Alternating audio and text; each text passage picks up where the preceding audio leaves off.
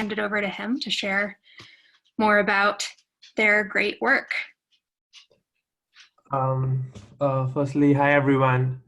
So as Nicole mentioned, I'm Rishabh from Goizueta Business School. I'm currently doing my MBA here. I'm a second year student. Goizueta Business School is basically in Emory University in Atlanta.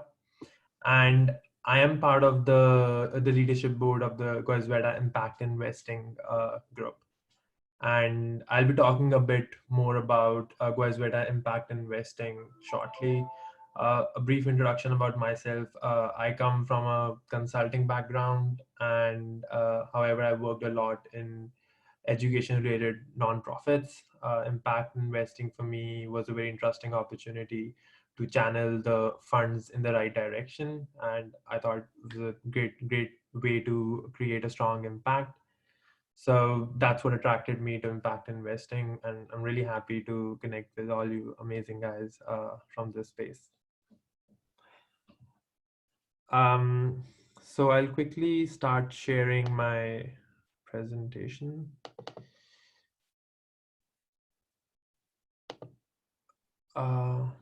Before,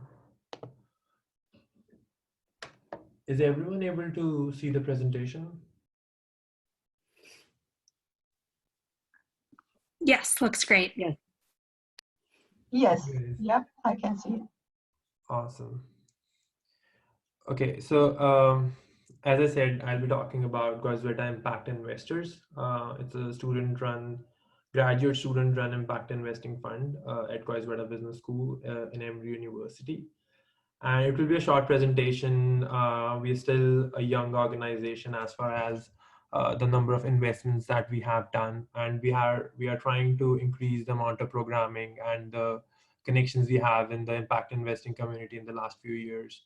So we thought it would be a great opportunity to talk about what we have done in the past and also talk about the lessons that we have learned, how we're trying to implement them to keep doing well in the impact investing space. So just an overview. So the main focus of the impact investing fund is basically to promote social enterprise in Atlanta. And majorly, there are three objectives that we look at. So the major objective is to provide short-term financing to social enterprises, benefiting disadvantaged communities. The other part of our vision is to also educate the Goizueta community about the opportunity to use finance as a tool for business development and positive social outcomes.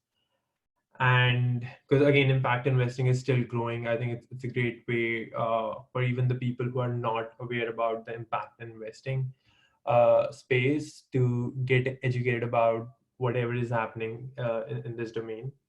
The third objective is to just make sure to provide an experiential learning opportunity for Goizueta students to learn more about the impact investing space. We have an active fund that we do use to provide debt funding to different social enterprises in Atlanta. And while doing that, we do the entire due diligence that I will talk about later. And through that process, it gives a great opportunity for students to actually get on the job learning about impact investing. Historically, we actually started as a microfinance fund. However, we increased our the breadth of our scope to and relaunched the group as GII. And right now, the strategic focus has been on Atlanta. However, there have been exceptions that I'll talk about. The general leadership structure of the impact investing group is that there's a credit committee that constitutes experts from the social impact area as well as the impact investing area. The SEAG director, Brian Global, is the major head. And SEG is basically an umbrella term for all the social enterprises at Goizueta. And this group basically also constitutes other social impact clubs that are part of, such as GNC, Net Impact Clubs, and GII is also part of it, and the overall head is Brian Global. Apart from that, there is also Wesley Longhofer and David Kyle. David Kyle has worked a lot in impact investing space. In fact, he also founded a non-banking finance company in India with the name of ISFC, and whose purpose was to provide loans to private schools and other organizations in the education sector to improve the education quality of India. So he has quite a good experience in the impact investing space. The student board consists of the president, who is in charge of the overall activities of the club, the director of risk management, who focuses on whose main focus is to provide guidance on identifying the risk of different organizations, and the third is director of marketing, which is me.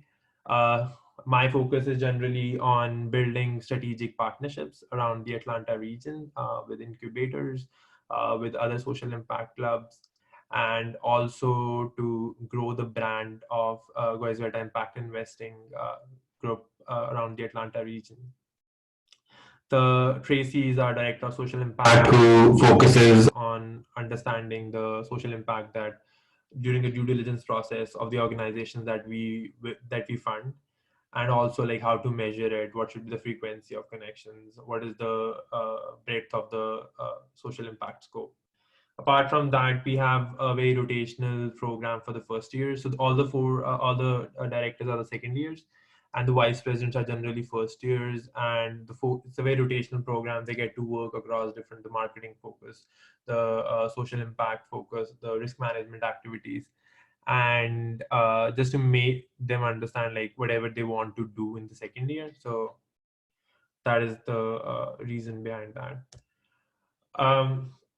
So yeah, before I move forward, as I said, we are a debt lending fund, and generally the overall size of the fund is around 100K when no money has gone out of it, and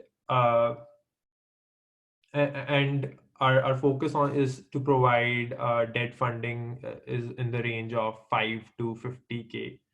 The overall guideline that we follow generally is to not invest more than 50% in an organization for the purpose of diversification of our risk. And the reason that we generally prefer debt over equity is because, firstly, one focus, as I mentioned, of the behind GII is to provide experiential opportunities to the graduate students, and debt requires more involvement generally and more frequent involvement. That is why it is a more suitable instrument for our organization, and it is also less risky. We have a static fund that we are using, so we generally want to minimize our defaults, and that is why again debt is a better instrument. We focus on for-profit social organizations because generally the loan the length of the loan period is around 1 year, 1.5 years. So these organizations have to pay back interest right away, and that is why we generally focus on organizations who are in a space where they can pay back. We also apart from few exceptions, we also tend to focus on Atlanta-based organizations. The rationale behind that is that we want the students to have a very active participation through the due diligence process and also during the monitoring process. And because of that, Atlanta is something that we prefer. The general, before I talk about the investment, the general investment pipeline is that during the fall semester, which is between September to December, we curate organizations, meet them, try to understand their initial business model. From January to March or April, we carry out the due diligence process. The three pillars of our due diligence process is trying to understand the human resource in those organizations, what are their credentials, and also get to know more the leadership of that organization, of different organizations. Uh, the second part is the financial health, where we go through their different financial statements, trying to understand how much debt they have on their balance sheet, and if they have enough cash flows to start paying their interest right away. And the third part is the social impact, where we try to understand that is the social impact measurable? Is it enough? Firstly, is it measurable, and how can we monitor it? And so what happens is around January, we have around 2 to 4 organizations that we have selected. These 2 to 4 organizations, or 2 to 3 organizations, go through the due diligence process, and somewhere in May or April, we release the result of the due diligence process. Generally, we prefer to fund one organization in a year. And the reason for that is again from a diversification and risk minimization perspective. We generally prefer to have some money in our fund always, so that the next class that is coming in can also use that to get that experiential learning of impact investing. This is the history of investments that we have made in the past 6 years or so, so from April 2013. And as I mentioned, all of them are between 5 to 50K. We generally tend to not go lower than 5K and not above 50K, because that could be too much exposure to one organization. And so another thing is that, so our general focus has been around education technology firms and micro businesses. We also funded a healthcare technology SIVA mob earlier this year. And this hasn't been by design. We are not focusing on specific organizations, or like organizations with specific mission, because we think that we are still too young to start focusing on specific portfolios. And yeah, so however, we are focusing on both the categories, which is focusing on micro businesses such as Chaka was one, and Mercado Global was one, and also on education technology firms, or firms who have a more tractable focus on social impact, such as Community Guild, which was again an education technology, and Siva Mob, which was a healthcare technology firm that was focused on improving healthcare in the remote areas of emerging markets such as Africa, Botswana, and India. So moving on, one of the key things for us has been that as we have grown, we haven't we have done well in terms of the money, the organizations that we have chosen, and I think we have had just one default in the history, and all the other firms have done well in repaying all the loans. So, however, apart from that, we have identified some key challenges that we have faced in the organization, and I'll talk about some of them. And so the first challenge has been we have a small school size. So there is a lot of motivation generally in the group to increase the amount of programming and the events that the impact investing team can construct. However, we have been a bit we have been constrained a bit by the number of students that we have at GBS, Goizueta Business School. So one of the things that we are trying is we are trying to partner with other social impact clubs at Goizueta to organize joint ventures. and joint events. For example, we have been talking to the Goizueta non-profit consulting group, where we are trying to see if there is any synergy between the work that they do and we do. For example, during the monitoring phase, if we provide funds to an organization, they can probably come in and help the organizations use the funds in the best way possible. So those are the synergies that we are looking at. Apart from that, there's also undergraduate fund EIIG, Emory Impact Investing Group. In our university, we're also trying to partner with them specifically for speaker series and even identify any co-investing opportunities that we might find. The other thing that we have faced is a lack of robust sourcing pipeline.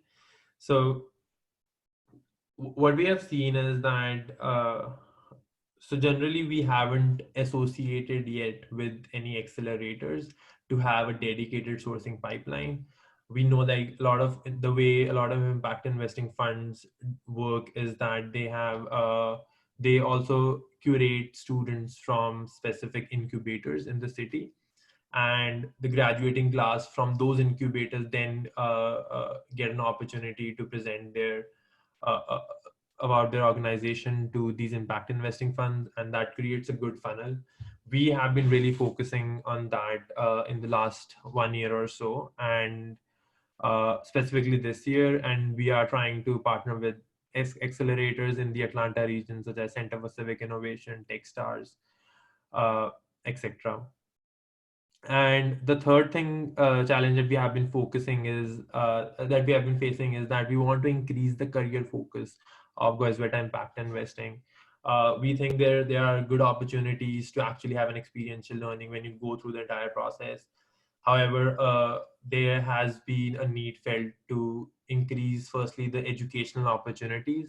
By educational, I mean what are the best practices that professional impact investing funds follow, and also networking opportunities where you get to talk to people who are already working in that space and learn more about their day-to-day.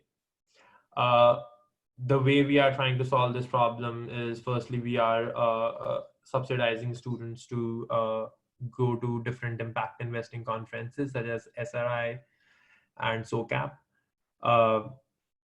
We are also trying to organize more speaker events to provide networking opportunities to students in the school. And these speaker events generally would be with leaders in the impact investing space, such as the GoATL fund that we have in Atlanta. And so this process is still, we are still contacting them, but that is the overall vision. And to improve to provide educational opportunities, we also have developed an annual schedule of lunch and learns, where some of the students have been selected to review various modules from MENT. And these lunch and learns will provide an opportunity to different students to talk about these modules, talk about their experience, or talk about their understanding of different concepts, and learn from each other.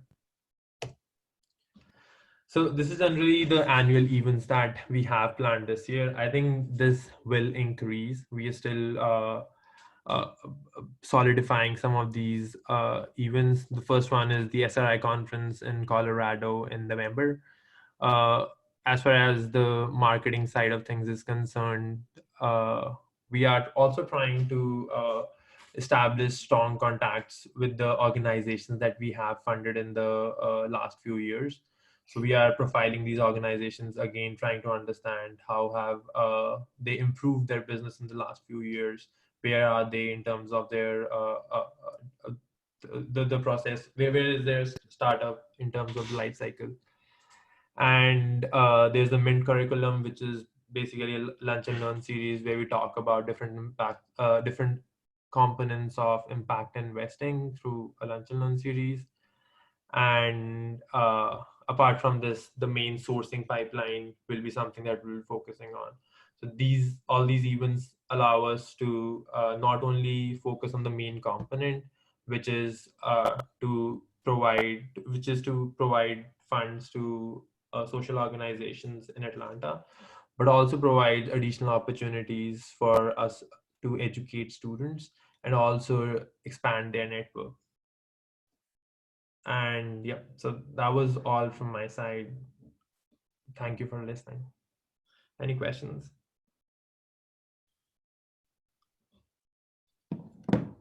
Thank you, Rishabh, and anyone definitely hop in with any questions that you have.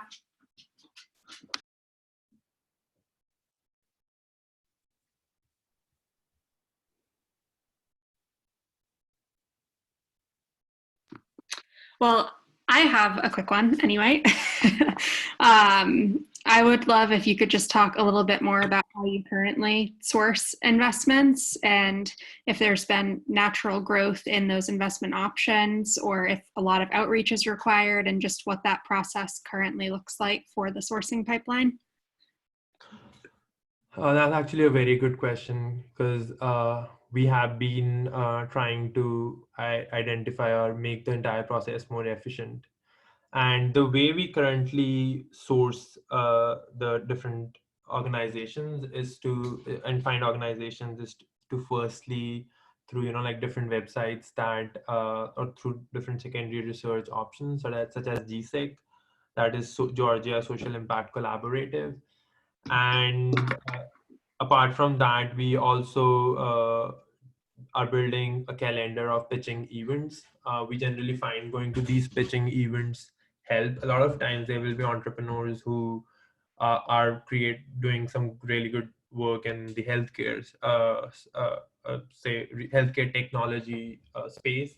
However, you will find them more in the normal pitching events. And there are also pitching events such as Startup Runway that happened last week, where all the uh, all the founders were actually from underprivileged backgrounds. So going to these pitching events that are happening in Atlanta from September to December, doing secondary research on websites such as GSEC. And the third thing that we are including now is to start establishing contacts with the incubators. And these incubators generally have a graduating class every year where they have 10 or 12 entrepreneurs that graduate from their center. And we're trying to talk to them and see that if we can find a way to uh, probably talk to these entrepreneurs and see if any of them needs a fund at that point and if we can help them there. So I would say these three are the sources that we plan to focus on in the next few years. Awesome. Thank you. Hi, Rishabh. This is Professor Asashoglu from Bryant University, and thank you for your presentation. It was very interesting. I have a question about the number of students that are currently involved in this program. So are they all MBA students, or do you have any undergrad students? And how do you think that you are gonna address the issue of continuity? So we do have a student managed fund, and it's always for us challenging to provide the continuity of, the holdings. In your case, is going to be the projects or the companies that you are invested in. So do you have any plans for that? Thank you. That's an awesome question. Again, that is like the other top of mind issue that we have. And just to segregate the two parts of your question. So the first part is how many students do we have, and how do we plan to increase the number of students? If, as I pointed out, one of the challenges is to increase the number of students. So Emory's MBA program generally has around 150 to 180 students. And even if you're getting like 6 to 10% of students into impact investing, which is a huge number, getting 10% of people into impact investing space, or even 5 to 10, you generally have say 10 to 15 people that will participate from 1 year. And right now, the number of people that we see participating is probably 11 to 12 from the business school. Okay. And sorry. Yeah, no, continue. Yeah. And the way we are trying to increase this strength of students is through two ways. One is by partnering with other social impact clubs. As I mentioned, that we are trying to talk to GNC, which is the Goizueta non-profit consulting group. And we are trying to see if there are any joint ventures that we can take up. In this way, people who are interested in non-profit consulting uh, can share their information and their experiences with people who are interested specifically in impact investing. Because a huge part of impact investing is also to do the monitoring, and which is the post lending phase. So we are trying to see that if we can use that to organize joint events and basically increase the influence and the strength of the group.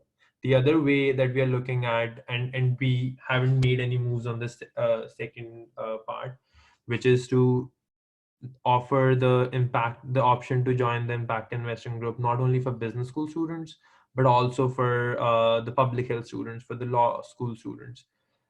Emory has a very good healthcare program, so we are keen to do that. And but probably that is something down in the future. But these are the two ways that we have identified that we should focus on to strengthen the number of students we have. Coming to your second question, that is around how do we plan to introduce continuity. We have faced similar issues, and I completely empathize with your team as well.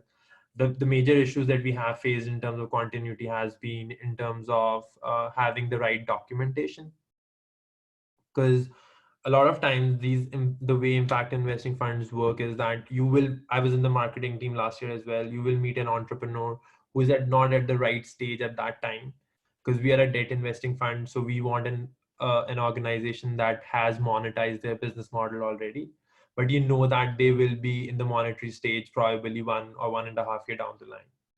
And however, the only way to make sure that you are able to provide support to those entrepreneurs when they are at the right stage is to have those connections and the continuity of those connections.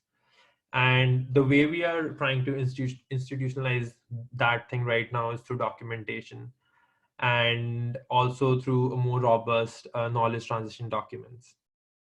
We are also trying to make sure that we standardize the processes in the club. For example, that what will be the activities that will be taken under the ambit of marketing, what will be, and that could include probably talking to specific entrepreneurs that you talked to last year, just to make sure if they are at the right stage now. So those are the things that we are doing, which majorly boils down to having a robust documentation, both in terms of the network that the organization has, that is the organization that is Goizueta Impact Investing has within the entrepreneurial and the incubation space, and also having a robust process documentation just to make sure that similar practices are followed year on year. Does that answer both your questions? Yeah, yes, thank you. One thing I have noticed over the years, Rishabh, if you have chance to get the new students together with the ones that are graduating from the program Mm-hmm. in one room, and then let them to present, the ones that are graduating, and then to give kind of all overall and what's happening with the portfolio, all your investments, and then that's usually helpful. As a graduate program, you may not have that chance, but maybe you can even videotape those presentations and then show it to the incoming students in the program. That might really help. And then even though, MBA students, they graduate, they're always happy to, do video chat call, and then just that interaction, face-to-face interaction, would make a big difference. Absolutely. I think that's a great advice. Honestly, I think I do agree that having some way to get the graduating class and the incoming class together in the same room, and you know facilitating that dialogue between the two groups is absolutely important. And I think video could be a good way to do that. So definitely something I think that our group Think can. about it. Yeah. Yeah. Thank you, Risha.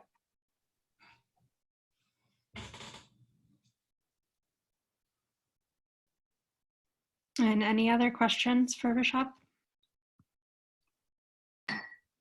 Yeah, this is Alice. I was just wondering how where the original sourcing of the funds came from for the GII. It's a dad $100,000. Is that just from the business school money? Yes. So I think this came from the total funds that SEAG has, as I mentioned, social enterprise that Goizueta group has. And I think some of it comes from the school, some of it probably comes from the donations from the alumni. But that is where this fund was initially created. So the students didn't have to go looking for any funding. There was already funds available through all those different sources.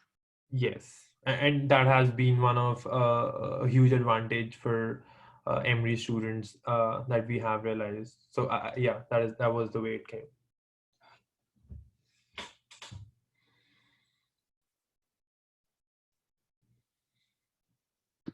And I guess sort of building off of that question, Mm-hmm. when you talk about the investment strategy and the short-term financing in Atlanta, was that focus part of the initial funding, or did that come from student interest or from the faculty side or the administration? So initially, when we thought about that, we should expand our scope from just micro businesses to being a proper impact investing group, which also helps organizations who need funding for creating a social impact product or service. Uh, the reason for that was also to provide experiential learning opportunities to the students, and these experiential learning opportunities can come in the form of like students going and meeting the leaders of these organizations. For example, last year we had these coffee chats with the CEOs of Seva Mob and the other organizations. So that was one part that was key as far as us looking at Atlanta was concerned. The other part was monitoring, which is it's easier to monitor organizations that are closer home, and that was the reason that was the prime reason we thought Atlanta should be our focus area. Thanks. All right, well, any last questions for Rishabh? Or Rishabh, do you have any questions for anyone else in the group while you have the floor? Yeah, I would be keen to get advice from people around. So the three challenges that I talked about, if you guys have faced the same challenges, and what is like everyone here doing in their impact investing fund, and specifically on the third part, which is to increase career focus, because there are less structured recruitment opportunities in impact investing. And so what are you guys doing to improve the career focus in your respective impact investing funds? And also, if you have faced any of the other two problems, it would be great if you guys can talk about your experience on it. And could you restate the other two problems as well? Yeah, so as you can see on the screen, one is like having less number of people uh, because of the school size or any other reason. How are you uh, managing to organize, like bigger events? And the second would be more around how do you guys create a robust sourcing pipeline? Rishabh, you said your school size was 180. Did I understand that right? 180 students in Yeah, the 150 to 180.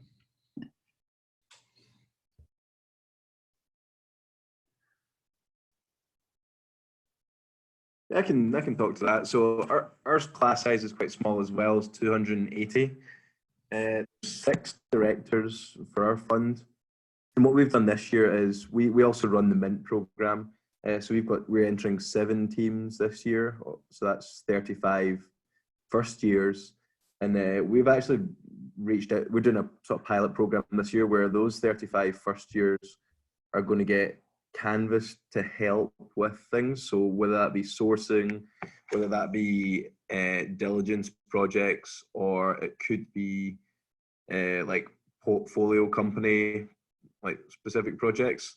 So we actually got a kind of team of 35 first years who are all keen to like get a bit of experience in impact investing, and we're going to use them throughout the year to kind of help with some of the heavy lifting. Mm-hmm. That makes sense. I think again that's a great advice. We have been also looking at Mint as an opportunity to increase the educational opportunities for students, and also like invite more students to learn about impact investing. Yeah, I totally agree with that. It's a good advice. Sourcing, we're still quite early trying to figure this out, so being quite sporadic, and yeah, I can't do much apart from just agree that the career focus is kind of hard. I think most of us have got a perspective that, you know, we're more like going to pursue different careers like immediately out of school, and then probably look to transition to impact investing kind of once we've got a bit of experience after school. Mm-hmm. But we did have 2 people in our class intern at impact investment firms over the summer. Quite positive.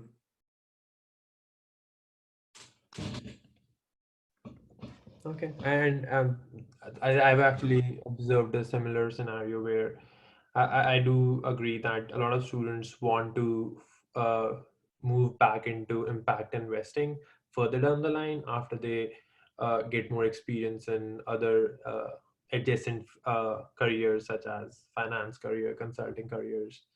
So I've seen a similar trend in my school as well. So, yeah. Yeah. This is Catherine from Berkeley. Can you hear me? Hey, Catherine. Hey, I may have missed this in your presentation. I just want to share 2 things that I think have been helpful at Haas in terms of specifically the career focus. The first is that in our career management group, we actually have one coach or relationship manager who is focused on social impact and specifically in impact investing. So they're sort of responsible for sourcing opportunities and talking to the community and bringing folks to campus. And I think having that support from your careers office could be a really great way to build this out. I don't know if something like that already exists at Goizueta. And then the second thing, and this is what I may have missed in the presentation, but is just the degree of faculty involvement. So at Haas, there's been a huge demand around impact investing careers and interest. And over time, what has happened is that the faculty has responded by building out some additional curriculum and coursework. And so having an advocate on faculty who can be responsive to student demand and then also sort of institutionalize some of this knowledge through curriculum, we've found to be a really big asset. Mm-hmm. That's a good point about. So when you say that there's a career manager, is it the career manager in the careers center team that Haas has? Is there a dedicated career manager for impact investing? Am I understanding correct? Exactly. So the position is a little bit broader than just impact investing. She focuses on social impact careers, but I would say probably about 50% of the demand for social impact careers at Haas is related to impact investing, whether it's doing management of portfolio companies or venture philanthropy or what have you. It's a pretty wide range, but a big focus of what she does is on developing relationships with impact investors. That is a very interesting advice. I think I'll definitely take this up with my with the rest of my group. Thank you for that.